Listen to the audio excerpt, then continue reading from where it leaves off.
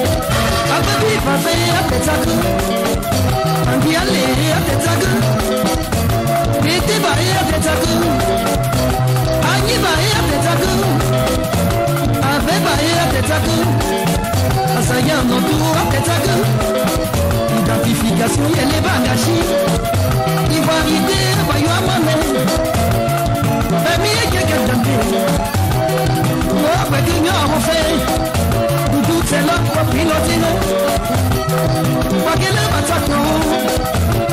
Orogolo batamiko, ojenele batakro, yapo beno medino nomi, pasisha obista medino nomi, pasia pidaniele mediwo wana, yapo nane medino nomi. On est fatigué, si on est Alphonse, on est fatigué, Yabo Gaki, nous sommes fatigués, le Tailleur et moi on est fatigués, Asaya, oui, c'est moi, tu veux gagner, tu veux gagner, c'est moi motivé, tu veux gagner, la Moulina, mais ça, y'a qu'à s'aimer-le, y'a Billy, nous sommes fatigués, on est fatigués, regardez la France, nous sommes fatigués, oh oui Léo, nous sommes fatigués, Taillé d'Ompane, nous sommes fatigués, Justin Yopoli, nous sommes fatigués, Maslin Bédier, nous sommes fatigués, Avec sa Christine, elle est fatiguée, Hachi Patrick, il est fatigué, Mon Léo, il est fatigué, Y'a c'est Benjamin, il est fatigué, Oweshi Clotilde, elle est fatiguée, Simone Bago, elle est fatiguée, Président Bago, il est fatigué.